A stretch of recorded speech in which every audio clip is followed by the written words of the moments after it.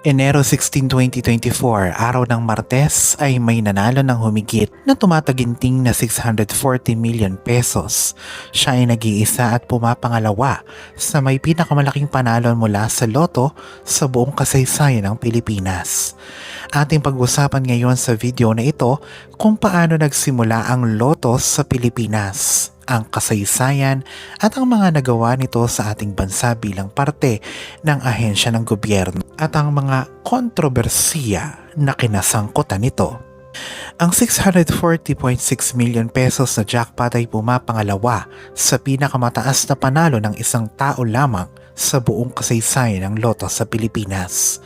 Sinasabing ang betor na solong nakakuha ng winning combination ay tumaya sa isang outlet sa Rizal Avenue sa Avenida Manila. Ito ay sinasabi na napanalunan ng nag-iisang betor na taga Maynila noong Martes ng gabi, Enero 16, 2024. Ang una ay nanalo ng 741.1 million pesos na nakabase sa New York sa Amerika. Siya ay tumaya habang siya ay nakabakasyon dito sa bansang Pilipinas taong 2010. Ito ang sinasabi na pinakaunang solong napanalunan ang pinakamalaking jackpot sa kasaysayan ng loto dito sa Pilipinas. Sa kasaysayan ng loto o lottery ay nandiyan na taong 1833 pa lamang. Ito ay sa ilalim ng isang pribadong negosyo na ang pangalan ay Empresa de Reales Loteria Españolas de Pilipinas. Kinuha ito ng gobyerno ng Espanya upang pagkakitaan. Alam mo ba na pati ang ating pambansang bayani ay nanalo dito? Taong 1892, si Jose Rizal ay nakajackpot ng halagang 6,200 pesos na binola noong 1892 habang siya ay nililitis noon sa dapitan. At dahil nga siya ay nasa dapitan na noon, ay ipinangdonasyon na lamang niya ito sa proyektong pang-edukasyon para sa mga mahihirap na Pilipino. Mula dito ay nagkaroon ng ideya ang mga tao na itaguyod ang loto upang makakalap ng pondo para sa mga charitable at social welfare projects. At kalaunan dito na nga ipinanganak ang PCSO o ang Philippine Charity Sweepstakes Office.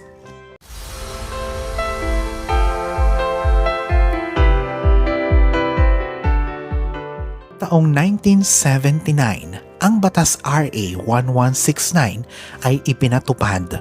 Ito ay naglalayong hati-hatiin ang buong kita ng ahensya sa pagkakawang gawa o charity. Ito ay sa 30%, 55% naman sa premyo, at 15% naman para sa operasyon ng tanggapan. Ang mga hindi nakuhang panalo o unclaimed prizes na 30% mula sa kabuuang kita ng ahensya ay automatikong ilalagay dapat para sa charity. Ang pinakaunang layunin ng ahensya ay upang masustentuhan ang pangangailangang medikal, serbisyo at charity sa Pilipinas. Sa Proclamation No. 51 noon ni dating Pangulong Fidel B. Ramos ay hinikayat ang publiko at pribadong sekto na makiisa sa isang espesyal na lotto draw upang makakalap ng pondo para sa mga naapektuhan ng pagsabog ng bulkang Pinatubo noong 1992. Ang ahensya ay nakabuo ng 350 million pesos mula dito. Taong 1993 naman, ang ahensya muli ay kumalap ng pondo mula sa pagbola para naman sa isang livelihood project ng mga taga-Cordillera o Car Region. Layunin nito na tulungan ng mga taga-car na magkaroon ng sariling mga kabuhayan. May sariling klinik para sa medical at dental din na ipinatayo ang PCSO. Ito ay para din sa mga empleyado nila, referrals at mga walk-ins. Lumawak ito hanggang sa pinakamahihirap na barangay sa Kamaynilaan, sa Sorsogon at sa Isabela sa Hilaga. Ang kanilang outpatient department ay matatagpuan sa Kalayaan, Quezon City. At mula dito ay marami ding medical facilities na tinutulungan ang ahensya sa buong bansa. Sa pagbola o draw ay ipinapakita na may panel o judges ang nandoon para sa pag-evaluate ng draw event. At masusi itong isinasagawa tulad ng pagtimbang sa mga bola, bago ito bulahin o ikarambola sa national TV. Ngunit sa kabila nito ay nasangkot pa din ang ahensya sa mga kontrobersiya.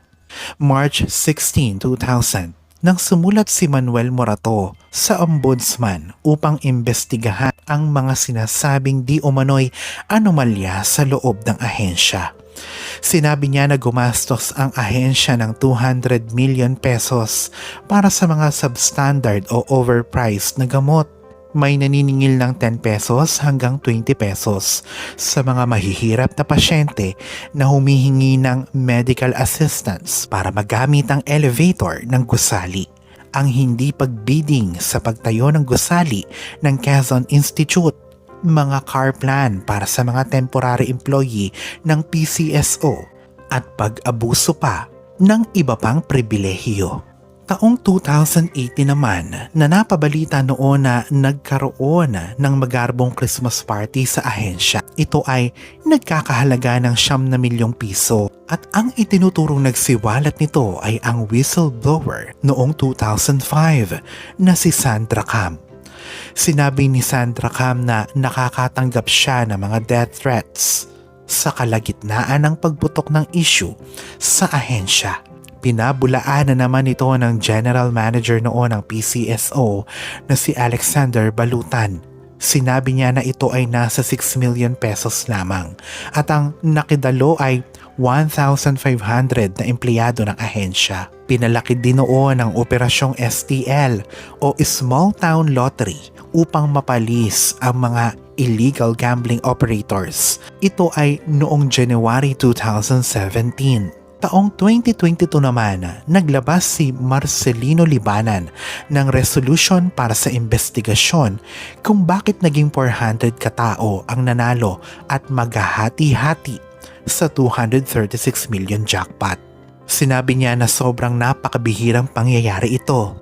Ito ay sa Lotto 655 at ang mga winning numbers ay 9, 45, 36, 27, 18 at 54. Kung iyong mapapansin, ito ay divisible sa number 9 lahat.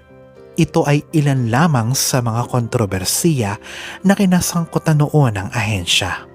Ang 640 million pesos na jackpot na nag-iisang winner ngayon na sinasabing taga Maynila ay makakaltasan pa ng 20% na tax o buwis. Sa kabila na may idineklarang nanalo na, ang iba ay nagtataka at nagtataas pa din ang kanilang kilay. Sa tingin mo, Kapinas, ano ba dapat ang gawin ng PCSO upang maibalik ng husto ang tiwala muli ng publiko sa kanilang ahensya? If you like this video, Kapinas, click like, share, at isubscribe mo na din kami. Huwag din kaming kalimutang i-follow sa aming Facebook at TikTok accounts. Mga overseas Filipino workers, kayo po ang mga tunay at bagong bayani.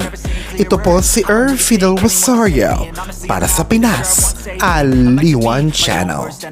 There's no risk if you don't try at anything, so I'ma just keep buying everything. See you in the next life.